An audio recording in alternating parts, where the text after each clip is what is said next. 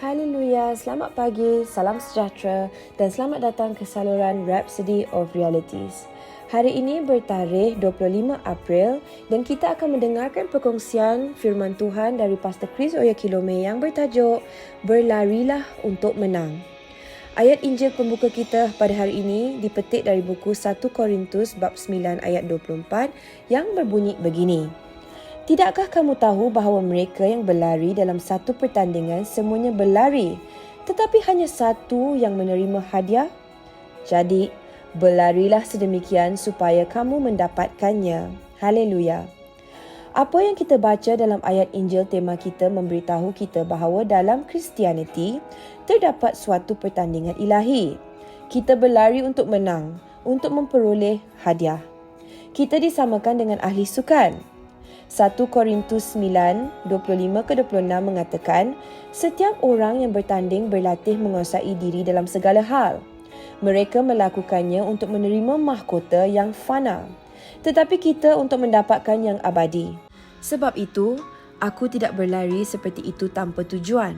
Aku tidak meninju seperti orang yang meninju angin. Haleluya. Alkitab menunjukkan kepada kamu apa yang perlu dilakukan untuk menjadi yang terbaik dalam sukanmu itu. Menguasai dirimu dalam segala sesuatu. Mendisiplinkan kamu. Seperti seorang ahli sukan, ada perkara yang perlu kamu lakukan dan ada perkara yang tidak sepatutnya kamu lakukan, agar kamu dapat mengekalkan prestasi yang baik. Para atlet itu melakukannya untuk mendapatkan mahkota yang fana. Tetapi kita melakukannya untuk memperoleh mahkota yang tidak fana. Haleluya. Perhatikan apa yang dia katakan dalam ayat ke-27. Namun, aku melatih tubuhku dengan keras dan menguasainya supaya sesudah aku memberitakan Injil kepada orang lain, aku sendiri tidak ditolak.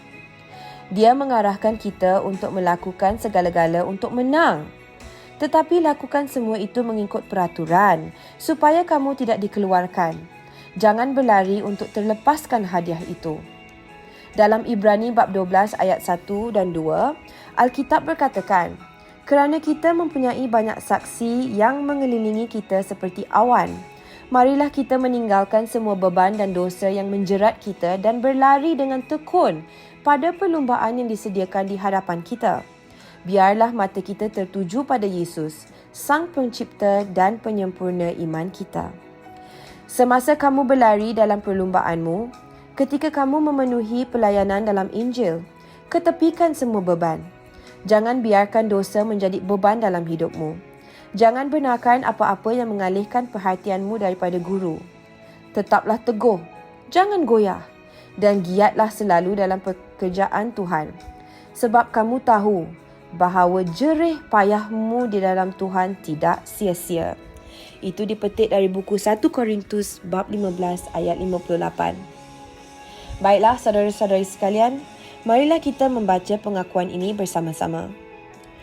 Aku seorang ahli sukan rohani yang berdisiplin untuk melakukan firman dan berserah sepenuhnya kepada bimbingan roh.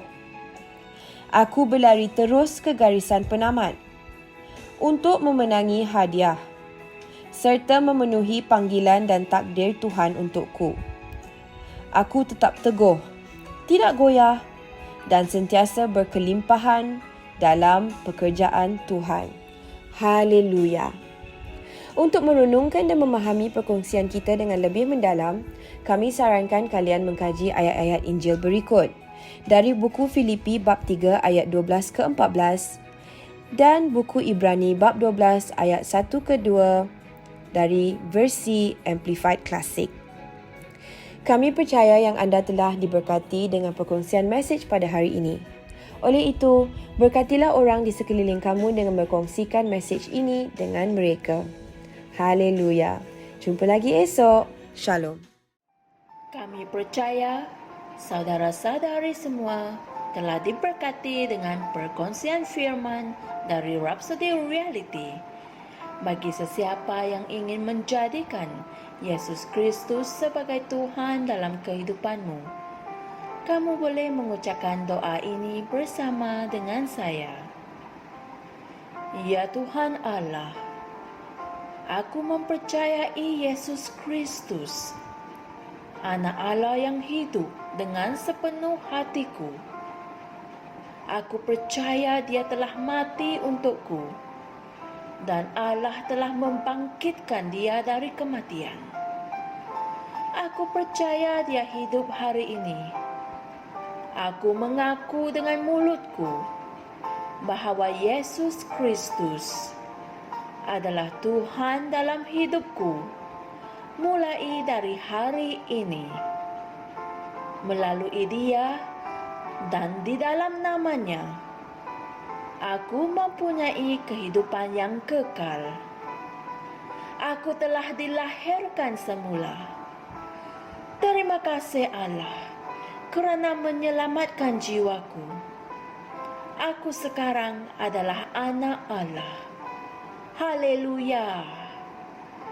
Tahniah, sekarang kamu telah menjadi anak Allah. Untuk apa-apa sebarang pertanyaan atau untuk mendapatkan lebih banyak maklumat mengenai bagaimana untuk bertumbuh sebagai seorang Kristian, anda semua boleh hantar mesej di akaun Facebook kami atau email kami di tni.msia@gmail.com.